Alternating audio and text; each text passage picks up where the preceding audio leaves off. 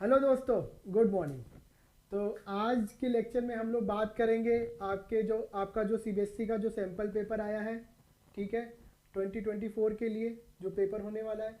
और हम बात करेंगे सिलेबस क्या है, और ऑब्वियसली इस बारी क्या हुआ है कि एनसीईआरटी भी कितने सालों बाद चेंज हुई है ना। अब जो नया सिलेबस है आपका, उसके अकॉर्डिंग आपकी पूरी एनसीईआरटी है। तो मैं तो यही कहूँगा कि आप एनसीईआरटी बाई कर लें, नई वाली, ठीक है। और सैम्पल क्वेश्चन भी उसी पे बेस्ड है। तो हर साल क्या होता था, जो सैम्पल क्वेश्चन होता था वो सितंबर के मंथ में आता था अप्रॉक्सीमेटली, है ना, आगे पीछे मान लो। और इस बारी 725 साल पहले ही अपलोड कर दिया गया है ना। 725 साल कहने का मतलब ये है कि बहुत जल्दी अपलोड कर दिया गया है।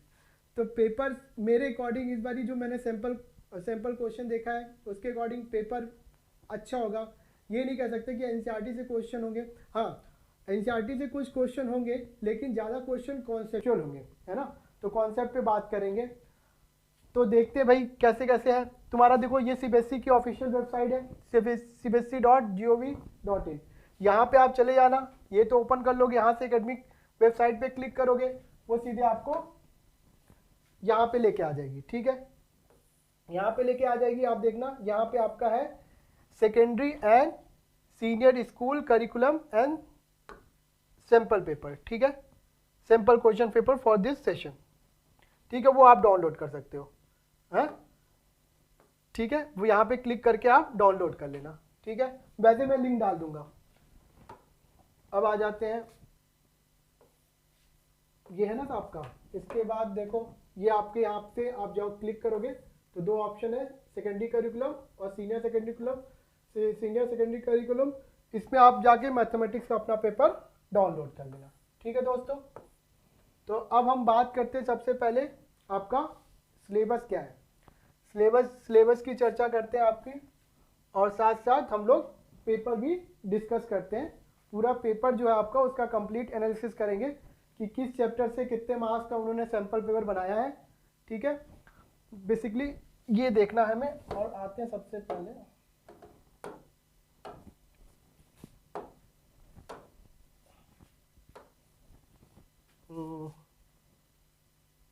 तो हम खोल लेते हैं अपना, ये रहा आपका क्लास 12 का इस साल का सिलेबस, ठीक है। अब यही सिलेबस रहने वाला है, इतने टाइम बाद चेंज हुआ, तो मुझे नहीं लगता कि अब सिलेबस दोबारा ये चेंज करेंगे। और एनसीईआरटी की बुक भी अभी आ गई है, तो ये समझो कि 8-10 सालों तक तो सिलेबस चेंज करने का प्लान नहीं होना चाहिए। लेकिन जो भी हो सकता है, कुछ भी 2 साल बाद भी कर दे, नई बुक ले आए, पैसे बनाए, कोई दिक्कत नहीं, जो भी है। तो हम यहाँ पे बात करते हैं क्लास 12 का जो सिलेबस है, उसमें आपके 6 यूनिट है टोटल, ठीक है। पहला यूनिट है रिलेशन फंक्शन, जो आपका कितने मार्क्स का है, 8 मार्क्स का है, ठीक है। एल्जेब्रा में आपके 2 टॉपिक आएंगे, वो एक तो मैट्रिसेस और डिटरमिनेंट, ठीक है, वो आपका 10 मार्क्स का हो गया। कैलकुलस आपका कितने मार्क्स का है, 35 मार्क्स का। कैलकुलस में आपके डिफ्रेंशिएशन हो जाएगा एक चैप्टर का, differentiability, continuity, differentiation chapter number 5 है आपका। चैप्टर नंबर 6 आपका एप्लीकेशन और डेरिवेटिव हो जाएगा। चैप्टर नंबर 7 आपका इंटीग्रल है। चैप्टर नंबर 8 आपका एप्लीकेशन ऑफ इंटीग्रल है। चैप्टर नंबर 9 आपका डिफरेंशियल इक्वेशन है। तो ये आपका सारा कैलकुलस में आ जाएगा। अब वेक्टर थ्री डी में आपके चैप्टर नंबर 10 और 11 आ जाएंगे, और लीनियर प्रोग्रामिंग एक चैप्टर नंबर 12 और प्रोबेबिलिटी चैप्टर नंबर 13, ठीक है। तो देख लेते हैं आपको क्या क्या करना है इसमें। तो अगर हम बात करें रिलेशन ऑफ फंक्शन की, तो आपके रिलेशन फंक्शन की बात करें तो काफ़ी सिलेबस कम कर दिया उन्होंने। अब केवल यहाँ पे रह गया टाइप्स ऑफ रिलेशंस, जिसमें आपको रिफ्लेक्सिव, सिमेट्रिक और ट्रांजिटिव पढ़ना है। लेकिन अगर आपको जेई के लिए पढ़ना है तो उस पर anti symmetry relation, identity relation, वो ही पढ़ना है। इक्विवेलेंस रिलेशन क्या होता है भाई, जब कोई भी रिलेशन रिफ्लेक्सिव भी हो, सिमेट्रिक भी हो, ट्रांजिटिव भी हो, तो उसको इक्विवेलेंस रिलेशन कहा जाता है। वो भी हम लोग पढ़ेंगे अच्छे से। और एक इन्होंने 1-to-1 and on to function की बात की है। 1-1 कोई भी फंक्शन 1-1 ऑन टू हो जाता है तो उसको हम लोग इन्वर्टेबल फंक्शन कह देते हैं। तो उसके बाद इसीलिए फिर हम इन्वर्स ट्रिग्नोमेट्री देख रहे हैं। इन्वर्स ट्रिग्नोमेट्री में आप क्या करोगे, फंक्शन का इन्वर्स निकालना सीखोगे, ठीक है। तो उसकी भी चर्चा की जाएगी। अब बात करते हैं हम लोग, अब हम बात करते हैं आपका मैट्रिसेस का। तो मैट्रिसेस आपका नया टॉपिक हो जाएगा आपका ना, तो जो मैट्रिसेस है आपका और डिटरमिनेंट, ये अलजेब्रा में आएगा आपका। दो टॉपिक है, एक मैट्रिसेस और डिटरमिनेंट। इसको भी डीप में पढ़ेंगे, इसका बड़ा यूज़ है। आगे चल के लीनियर अलजेब्रा पढ़ोगे कॉलेज में, फिर रिसर्च में होता है क्रिप्टोग्राफी, है ना, काफ़ी इसका यूज़ है। तो ये बेसिक्स है ना, क्रिप्टोग्राफी वगैरह पढ़ोगे तो उसके लिए उसमें यूज़ होता है मैट्रिसेस डिटरमिनेंट, है ना। तो उसको पढ़ने के लिए ये सब बेसिक चीज़ें आनी चाहिए। बाबू जैसा है, जैसे ABCD आपने पढ़ा है ना, उसके बाद आपने कुछ वर्ड्स लिखे, तो ऐसे ये भी है लीनियर अलजेब्रा के लिए बेसिक चीज़ें, अलजेब्रा, मैट्रिक्स और डिटरमिनेंट। अब आ गया आपका मेन कैलकुलस, जो कि 35 मार्क्स का है। इसमें आ गया आपका कॉन्टिन्यूटी एंड डिफरेंशियबिलिटी, हम जिसकी बात की थी। इसमें टोटल आपके कितने टॉपिक हो गए हैं? 5 टॉपिक है। कॉन्टिन्यूटी और differentiability, application of derivative, integral, और ये रहा आपका एप्लीकेशन ऑफ इंटीग्रल और डिफरेंशियल इक्वेशन। सब कुछ है, ठीक ठाक है, कुछ चीज़ें हटाई गई हैं, बाकी समझो जो चला गया चला गया, उससे कोई मतलब नहीं। तुम अभी 12th क्लास में हो, तुम अपने बारे में सोचो, पीछे क्या था क्या नहीं था, उससे कोई मतलब नहीं है, ठीक है। अपन को अपने बारे में सोचना है कि हमारा क्या सिलेबस है, हमें क्या सिलेबस स्टडी करना है, उसके बारे में सोचो। पीछे क्या था क्या नहीं था उसके बारे में सोचना नहीं है। हाँ, जो जेईई मेंस और एडवांस के लिए जाना चाहते हैं उनके लिए ऑब्वियसली अलग से पढ़ना पड़ेगा तुम्हें, मतलब एनसीईआरटी से काम नहीं चल पाएगा, क्योंकि उसमें कई सारे टॉपिक पढ़ने पड़ेंगे आपको, इतने से ही नहीं हो पाएगा, ठीक है। तो वो लोग हम क्या करेंगे, पहले सीबीएसई पूरा कंप्लीट कर लेंगे, फिर जब जेईई मेंस और एडवांस के लिए अलग से जो भी चैप्टर के जो भी टॉपिक छूट रखे होंगे, मतलब जो जेईई मेंस एडवांस में इसमें नहीं है सीबीएसई में, उसको अलग से डिस्कस करेंगे। भाई जेईई मेंस एडवांस का लेवल अलग है ना, जेईई मेंस में भी क्वेश्चन अच्छे आएंगे, एडवांस में भी क्वेश्चन आएंगे, एडवांस का लेवल ही अलग है, तो वो सब डिस्कस किया जाएगा। भी मेन टॉपिक है वेक्टर 3D। चलो, वेक्टर में सब कुछ पढ़ना ही है, ठीक है। कुछ चीज़ें स्केलर ट्रिपल प्रोडक्ट इन्होंने हटा दिया है ना, सप्लीमेंट्री एक्सरसाइज एनसीईआरटी में हुआ करती थी, वो नहीं है, ठीक है। यहाँ पे 3D में इन्होंने प्लेन तो बिल्कुल हटा ही दिया, केवल लाइन की चर्चा कर रहे हैं। और मैं बताऊँ अब तो 3D ज्योमेट्री जो है ना, ये बहुत ईजी हो गया क्योंकि भाई जो प्लेन था ना, प्लेन में दम था। प्लेन जब आ गया तो लाइन और प्लेन की कॉम्बिनेशन में जो क्वेश्चन बनते थे ना, वो काफ़ी अच्छे होते थे। खैर, अब जो है जितना है उतना पढ़ो, एंजॉय करो, बाकी तो अलग से पढ़ना ही पड़ेगा जेईई मेंस और एडवांस के लिए। लीनियर प्रोग्रामिंग वर्ड प्रॉब्लम हुआ करता था, अब नहीं है मैं क्या बोलूँ फिर, कोई नहीं, ये भी इजी हो गया बिल्कुल, है ना। अब प्रोबेबिलिटी में मीन ऑफ रैंडम वेरिएबल तक रह गया। कभी किसी ज़माने में मैन्युअल डिस्ट्रीब्यूशन हुआ करता था, अब वो ज़माना चेंज हो गया है। तो सिलेबस काफ़ी कम है, ठीक है, अच्छा सिलेबस है तुम लोगों के लिए, पढ़ोगे, पेपर अच्छा बनेगा इस बारी। जहाँ तक मैं सैम्पल पेपर देख रहा हूँ वो भी अच्छा है, कॉन्सेप्चुअल क्वेश्चन है काफ़ी सारे। तो ये तो आपका कंप्लीट सिलेबस है। टोटल एनसीईआरटी के हिसाब से आपकी टोटल ये 6 यूनिट हो गई। 6 यूनिट को उन्होंने 13 चैप्टर में डिवाइड कर रखा है, ठीक है। अब आते हैं, आपकी बात करते हैं जो आपका सिलेबस है ना।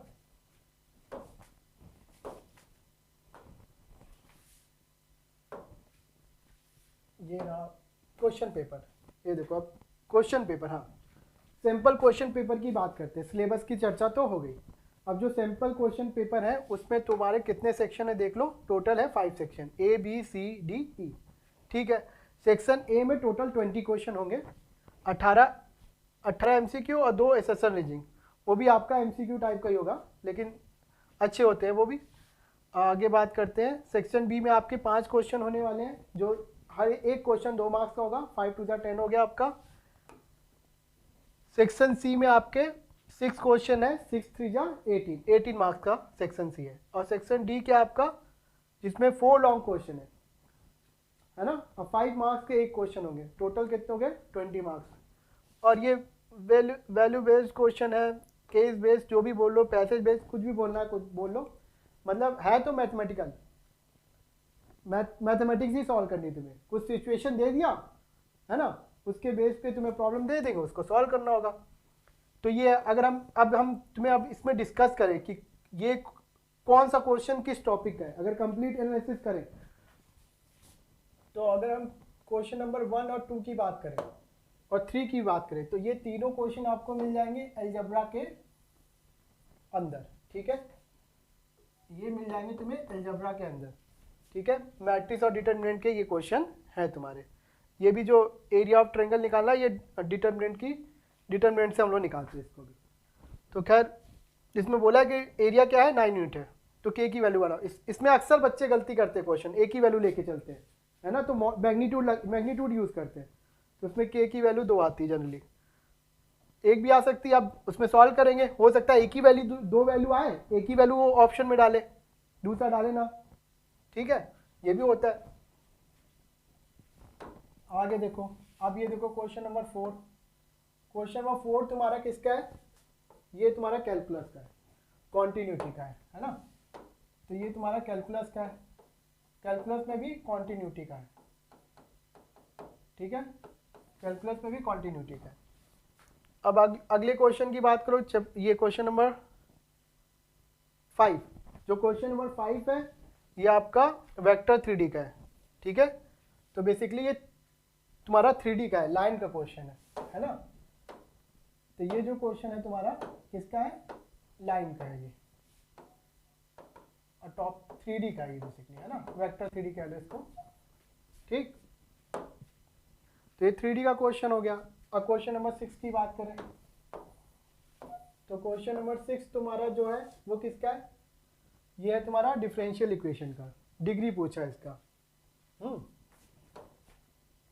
डिग्री पूछा है। क्वेश्चन नंबर 6 में क्या पूछा है, डिग्री निकालना है। ये डिफरेंशियल, ये कैलकुलस का पार्ट हो गया, है ना, और कैलकुलस में चैप्टर नंबर आपका 9 होता है, कैलकुलस में ये आएगा डिफरेंशियल इक्वेशन, चैप्टर नंबर 9 में आ जाएगी एनसीईआरटी से। आगे बात करते हैं ये वाला, ये आपका आ गया चैप्टर नंबर 12, ये आपका चैप्टर नंबर 12 लीनियर प्रोग्रामिंग का है। लीनियर प्रोग्रामिंग टॉपिक लिखते जाता हूँ, चैप्टर नंबर भी लिख दूँ क्या, एनसीईआरटी से बात कर रहा हूँ, है ना। ये तुम्हारा किसका है, ये तुम्हारा वेक्टर का है, ठीक है, तो वेक्टर आता है तुम्हारा चैप्टर नंबर 10, वेक्टर 3D कह लो, कंबाइंड ही कहो, वेक्टर 3D बेसिकली है, वेक्टर का चैप्टर नंबर 10 से है ये। आगे बात करें, ये आ गया इंटीग्रल का, तो इंटीग्रल तुम्हारा आ जाता है चैप्टर नंबर 7, एनसीईआरटी के हिसाब से बात कर रहा हूँ, RDRS से नहीं, है ना। तो ये इंटीग्रल का है क्वेश्चन, अच्छा क्वेश्चन है ये तुम्हारा है इंटीग्रल का, यानी कैलकुलस के अंदर ही आएगा ये तुम्हारा इंटीग्रल का। फिर ये आ गया, इसमें मैट्रिसेस लग गया, तो ये तुम्हारा मैट्रिक्स का हो गया। ये चैप्टर नंबर तुम्हारा 3, 4 को कंबाइन कर लिया, मैट्रिक्स दे दिया, उसका डिटरमिनेंट निकालना है, तो बेसिकली चैप्टर 4 कह लो इसको। तो ये अलजेब्रा के अंदर आ गया तुम्हारा, ठीक है। आगे बढ़ो, क्वेश्चन नंबर 11 की चर्चा करें तो ये फिर लीनियर प्रोग्रामिंग का क्वेश्चन है, ठीक है, ये किसका क्वेश्चन हो गया, लीनियर प्रोग्रामिंग का, लीनियर प्रोग्रामिंग का क्वेश्चन ये है तुम्हारा। क्वेश्चन नंबर 12 की चर्चा करें तो 12 तुम्हारा किसका है, वेक्टर का है, तो 12 तुम्हारा वेक्टर का है, यानी कि इसको भी तुम वेक्टर 3D में ही ले लो, चलो वेक्टर बोल दो। ये तुम्हारा फिर किसका आ गया, डिटरमिनेंट आ गया, ये तुम्हारा आ गया अलजेब्रा के अंदर आ गया। फिर ये तुम्हारा किसके अंदर आ गया भाई, ये आ गया तुम्हारा प्रोबेबिलिटी के अंदर, ठीक है, लास्ट चैप्टर में। फिर ये कहा जनरल सोल्यूशन निकालो किसका, ये डिफरेंशियल इक्वेशन का है, ये तुम्हारा कैलकुलस में आ गया। आ जाओ क्वेश्चन नंबर 16 की चर्चा करते हैं। क्वेश्चन नंबर 16 तुम्हारा, क्वेश्चन नंबर 16 जो तुम्हारा है वो है वेक्टर का। क्वेश्चन नंबर 17 किसका है, ये तुम्हारा है कैलकुलस का। फिर क्वेश्चन नंबर 18 किसका हो गया, ये फिर किसका हो गया तुम्हारा, वेक्टर 3D का, बेसिकली है 3D का, वेक्टर 3D मान लो 3D का ये। अब एसएसएल रीजनिंग के 2 क्वेश्चन है, उसको भी देख लेते हैं, वो दोनों किस से। तो क्वेश्चन नंबर जो 19 है ना, ये क्वेश्चन नंबर 19 है, डिफरेंशिएशन का है ये तुम्हारा, मिनिमम मैक्सिमम पूछ के ना। तो ये तुम्हारा एओडी एप्लीकेशन ऑफ डेरिवेटिव का लो है, तो तुम्हारा कैलकुलस का ही, ठीक है, ये तुम्हारा हो गया कैलकुलस का। ये भी अच्छा क्वेश्चन है, करेंगे आगे चल के इसको भी, सारे क्वेश्चन करते जाएंगे। क्वेश्चन नंबर 20 की बात करें तो ये आ गया चैप्टर 1 का, चैप्टर 1 का क्वेश्चन है, चैप्टर 1 यानी रिलेशन फंक्शन। ये तो फंक्शन ही नहीं बनेगा, मैं कह रहा कि फंक्शन बाइजेक्टिव बोलो, बाइजेक्टिव फंक्शन वो होता है जो 1 भी बन जाए और 2 भी बन जाए, उनको बाइजेक्टिव कहेंगे। ये फंक्शन ही नहीं है, क्योंकि ये जो फंक्शन इन्होंने बनाया है इसमें 4 किसी से रिलेटेड नहीं है। अब फंक्शन की डिफिनीशन ये कहती है क्या, कि इसका हर एक एलिमेंट एक यूनिक इमेज से कनेक्टेड हो, लेकिन वो है ही नहीं। यूनिक क्या मतलब, कनेक्टेड हो, मतलब हो सकता है 1 किससे कनेक्टेड हो, एक्स वाई 1 किससे कनेक्टेड हो, यूनिक से ही कनेक्ट। इस तरह जब बात करें आगे फंक्शन की ना तब बताऊंगा। यूनिक इमेज होना चाहिए, 1 कनेक्ट हो सकता है, अगर 1 एक्स से कनेक्ट है तो 1 वाई से कनेक्ट नहीं हो सकता, वो फंक्शन ही नहीं बनेगा, ठीक है, वो बात करेंगे क्यों, ठीक है, अभी स्टार्ट करेंगे तब आगे बात करते हैं। क्वेश्चन नंबर 21 ये तुम्हारा आ गया, ये इनवर्स ट्रिग्नोमेट्री आ गया, तो इसको भी हम लोग यूनिट 1 में ही कंसीडर कर लेंगे। हाँ, ये 2 मार्क्स का क्वेश्चन है तुम्हारा, तो इसको यूनिट 1 यानी रिलेशन फंक्शन में ही तुम कंसीडर कर लो। और क्या, यूनिट 1 इनवर्स फंक्शन हो गया ये बेसिकली, ठीक है, इनवर्स फंक्शन हो गया। अब ये जो तुम्हारा क्वेश्चन है 22 भी और 23 भी, ठीक है, और 24 भी ले आओ उठाकर, ये तीनों क्वेश्चन कैलकुलस के हैं। ये तो तुम्हारा एप्लीकेशन ऑफ डेरिवेटिव का, ये भी क्वेश्चन कैलकुलस का है, और ये भी क्वेश्चन क्या है, कैलकुलस का है। और ये दोनों क्वेश्चन 22 और 23 किसके हैं, एओडी के। ये दोनों क्वेश्चन क्या है, एओडी के हैं। और ये क्वेश्चन तुम्हारा है इंटीग्रल का, ठीक है। आगे देखते हैं, क्वेश्चन नंबर 25 की चर्चा करते हैं। क्वेश्चन नंबर 25 किसका है, क्रिटिकल पॉइंट निकालना है। क्रिटिकल पॉइंट निकालना है, इसका मतलब ये भी आ गया तुम्हारा एप्लीकेशन ऑफ डेरिवेटिव का, ठीक है। तो ये भी एप्लीकेशन ऑफ डेरिवेटिव का क्वेश्चन हो गया, एओडी यानी कैलकुलस के अंदर आ गया ये भी, और ये भी कैलकुलस के अंदर आ गया, इसका भी इंटीग्रल निकालना है, तो ये भी कैलकुलस के अंदर आ गया, ये इंटीग्रल हो गया। अब बात करो इसका, ये प्रोबेबिलिटी साफ साफ लिख दिया आप, ये किसका है, प्रोबेबिलिटी का है, ठीक है। तो ये क्वेश्चन नंबर 27 किसका हो गया, प्रोबेबिलिटी का हो गया, ये हो गया प्रोबेबिलिटी का, ठीक। इसमें तुम्हें क्या निकालना है, k की वैल्यू भी निकालनी है, फिर प्रोबेबिलिटी x लेस देन 2 के लिए निकाला, प्रोबेबिलिटी x ग्रेटर देन 2 के लिए निकाला, इसकी भी चर्चा करेंगे। ये तो एकदम आखिरी में पहुंच गया। अब बात करते हैं इसका 28, 29, ये दोनों क्वेश्चन किसके हैं, कैलकुलस के हैं। ये दोनों क्वेश्चन किसके हैं, 28 और 29 दोनों क्वेश्चन किसके हैं, कैलकुलस के हैं। ये तुम्हारा इंटीग्रल का क्वेश्चन हो गया है, और ये क्वेश्चन तुम्हारा किसका है, डिफरेंशियल इक्वेशन का, ठीक है। ये क्वेश्चन दोनों कैलकुलस के हो गए भाई, ठीक है, ये दोनों क्वेश्चन कैलकुलस के हो गए, ये सब भी सॉल्व करेंगे। आगे बढ़ते हैं, आगे चलते हैं। अब क्वेश्चन नंबर 30 जो है तुम्हारा, ये किसका हो गया तुम्हारा, क्वेश्चन नंबर 30 ये हो गया तुम्हारा चैप्टर नंबर 12 का, ये चैप्टर नंबर 12 का हो गया, यानी लीनियर प्रोग्रामिंग का हो गया। और ये फिर आ गया किसका, डिफरेंशिएशन का, ये तुम्हारा फिर कैलकुलस के अंदर आ गया। ये तो तुम्हारे ABC 3 सेक्शन हो गया। अब हमें 2 सेक्शन और डिस्कस करने हैं, कौन से क्वेश्चन किसके हैं। ये तुम्हारा है पहला 32 जो क्वेश्चन है, ये एप्लीकेशन ऑफ इंटीग्रल का है। ये कैलकुलस का पार्ट हो गया ये तुम्हारा, ठीक। और 33 ये मेरा फेवरेट, इस टाइप के क्वेश्चन मुझे अच्छे लगते हैं, है ना। इस पर मैं वेराइटीज ऑफ क्वेश्चन बनाता हूँ। तो 33 जो है तुम्हारा ये रिलेशन फंक्शन का है ना। बेसिकली ये रिलेशन का क्वेश्चन है, चैप्टर नंबर 1 का है। ये नीचे वाला क्वेश्चन किसका है, फंक्शन का है। 1 1 ऑन 2 दोनों दिखाना है, ठीक है, यानी बाइजेक्टिव फंक्शन प्रूव करना है। तो ये क्वेश्चन तुम्हारा किसका हो गया, अब ये हो गया तुम्हारा कैलकुलस के अंदर आ गया, एप्लीकेशन ऑफ इंटीग्रल का हो गया। ये 33 चैप्टर 1 का हो गया, ये रिलेशन का है। तो इसको रिलेशन एंड फंक्शन के अंदर ही हम करेंगे, चैप्टर 1 के अंदर, यूनिट 1 के अंदर ये देख लेंगे। ये तुम्हारा आ गया तुम्हारा, ये भी तुम्हारा रिलेशन फंक्शन का। तो ये वाला एक ये प्योर रिलेशन का क्वेश्चन है, और ये वाला क्वेश्चन प्योर किसका है, ये वाला क्वेश्चन प्योर फंक्शन का है, ठीक है दोस्त। आगे बढ़ते हैं।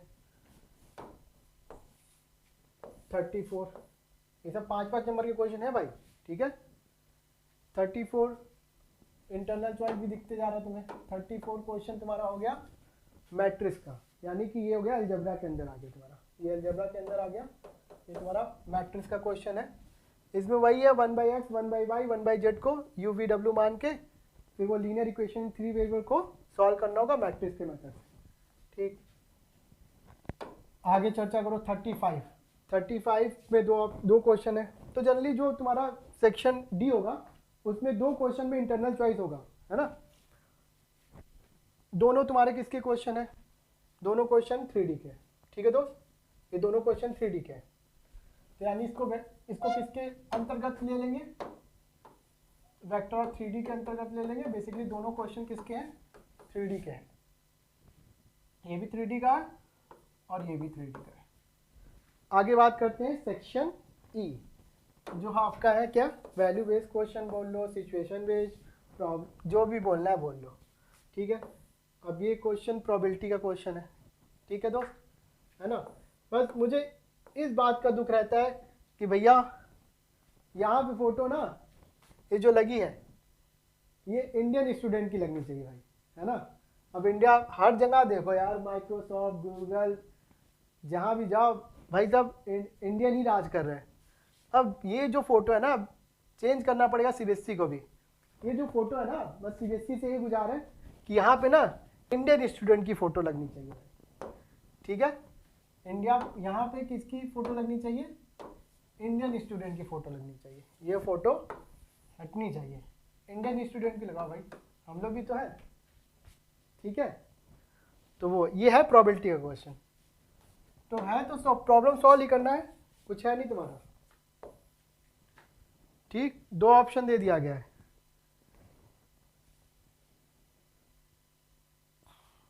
ये भी अच्छा क्वेश्चन है, ठीक। आगे बात करते हैं 37 तुम्हारा है वेक्टर का प्योर क्वेश्चन, ठीक है। वैल्यू बेस्ड क्वेश्चन बनाया इन्होंने। आगे बात करते हैं 38 तुम्हारा प्योर क्वेश्चन किसका है, तो ये लिखा नहीं है मैंने, लिख देता हूँ। ये प्रोबेबिलिटी का क्वेश्चन है, एक बार लिख देता हूँ। ये तुम्हारा प्रोबेबिलिटी का क्वेश्चन है, ठीक है। ये तुम्हारा प्रोबेबिलिटी का क्वेश्चन है। आगे देखो ये वेक्टर का क्वेश्चन है। वेक्टर 3D के अंतर्गत समझो, यूनिट वेक्टर 3D के अंतर्गत है क्वेश्चन किसका, वेक्टर का, ठीक है। तो आगे चर्चा कर ले 38 ये तुम्हारा किसका है। आगे बढ़ोगे क्वेश्चन रीड करते जाओगे, रेट की बात आने लगी तो ये किसका हो गया, एप्लीकेशन ऑफ डेरिवेटिव, ठीक। ये क्वेश्चन किसका है, एप्लीकेशन ऑफ डेरिवेटिव, यानी कैलकुलस के अंदर आ गया, ये कैलकुलस के अंदर आ गया। ये तो आपके 38 क्वेश्चन हो गए, सारे सेक्शन हमने ABCDE डिस्कस कर लिए। अब ये जो क्वेश्चन इन्होंने बना रखा है, ये सारा बना हुआ है, पेपर बना के दिया है।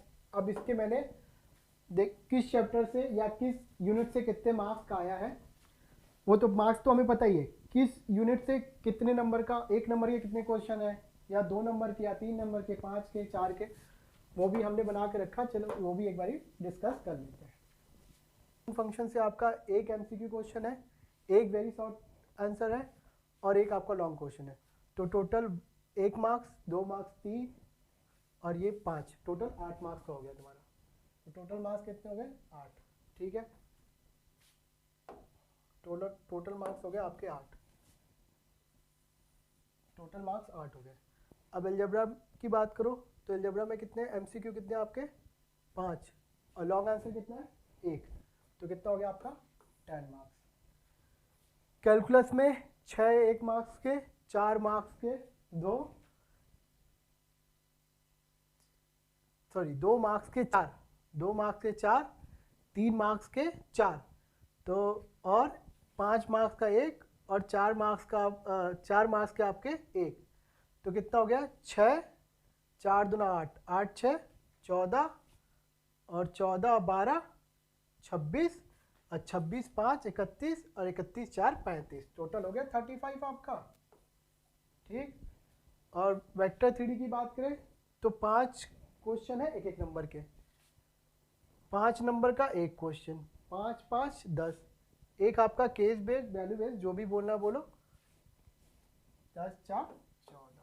ठीक, लीनियर प्रोग्रामिंग 2 क्वेश्चन एक एक नंबर का, एक क्वेश्चन 3 मार्क्स का, 3 2 5। ठीक, अब ये रहा प्रोबेबिलिटी, एक 1 मार्क का क्वेश्चन, एक 3 मार्क्स का, 3 1 4 और एक 4 मार्क्स का, टोटल 8। ऐड कर लोगे टोटल कितना आ जाएगा आपका? 80 नंबर। तो ये 80 नंबर का पेपर है। पेपर में इंटरनल चॉइस होगा, वो आप देख लेना।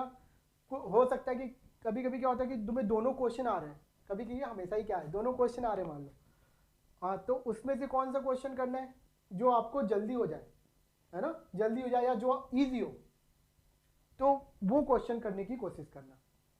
ऑल दी बेस्ट, अच्छे से पढ़ो, मन लगा के पढ़ो, फोकस होके पढ़ो। 80 में 80 लाना कोई बड़ी बात नहीं है, जितना बड़ा सोचोगे उतने बड़े चीज़ आएंगे। मैं ये कहता हूँ, एक सिंपल सा लॉजिक है, मैं तुम्हें एक एग्जांपल देता हूँ।